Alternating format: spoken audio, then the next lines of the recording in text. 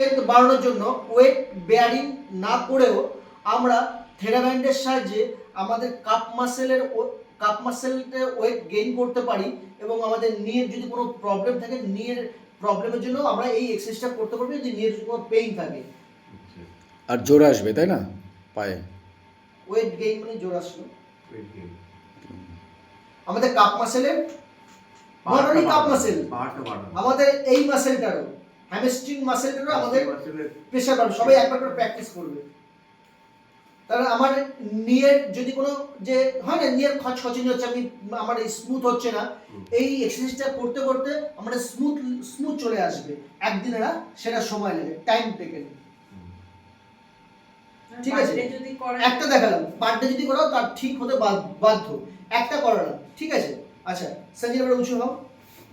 এবার ওনার তো এই ডান পায়ের সমস্যা, এই চারটি তুমি দেখতে আসো। আচ্ছা এগুলো